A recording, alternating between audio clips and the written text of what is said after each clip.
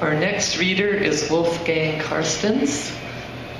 Wolfgang lives in Canada with his wife, 5 kids, grandson, dog, mortgage, and death.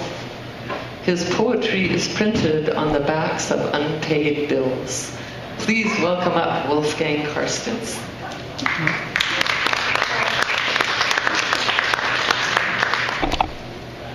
Sad story, but totally true. Thanks, guys. Every September, Thelma and I would drink a few beers, then prune the apple tree that we'd planted together in my front yard. I remember her bright pink sun hat, her long brown cigarettes, and how she was always humming a Patsy Cline tune. It was a tradition that spanned 20 years.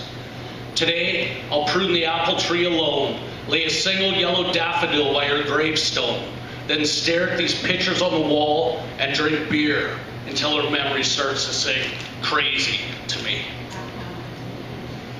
In the past 5 years, I've been diagnosed with arthritis, gout, and skin cancer.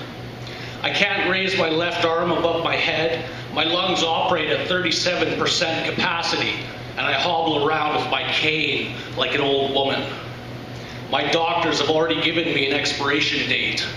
But tonight, with a bottle of Patron, a full pack of cigarettes, and a song in my heart, I swear to fucking Christ, I ain't never gonna die. Where was I before I was born? My son asks. You are a part of me, I answer. Where will I go when I die? You will again become a part of me. We've always been together. We'll always be together. Will you bring me back to life when I die, my son asks. Yes, I answer. I'll always bring you back to life. And if you die, he says, I'll bring you back to life. Then you will be my daddy, I say. Yes, he says, happy in this thought. Wonderful, I say, thankful that the serious questions have passed. As my son runs back outside to play, this question of nothingness surfaces like an ugly, unseen monster. And I think, if only it were that simple. There's no such thing as heaven, he screamed. There's only dirt and worms and darkness. He never really understood how important heaven was to an 8-year-old, or how exactly he transformed Grandma from a butterfly into a beetle. Amen. There may not be any resurrection, but I guarantee death. Hands flying, feet flying, bodies flying. A jumbled mess of nothingness. We are born, we suffer, we die. Life is essentially meaningless. Birthdays and funerals are inconsequential. What is in between should be celebrated. In a drunken stupor, clawing my way across the floor on my hands and knees like a wounded animal, I started thinking about great exit lines, something worthy of a tombstone. Ultimately, all I could come up with was, surely one more won't kill me.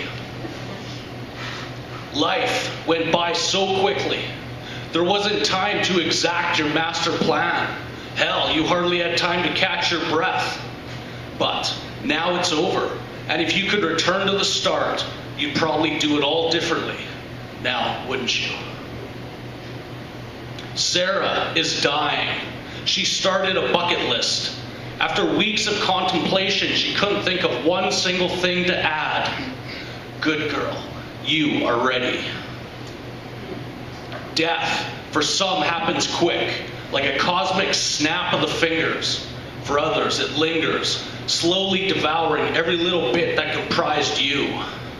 But life sure was fun while it lasted, wasn't it? Thank you.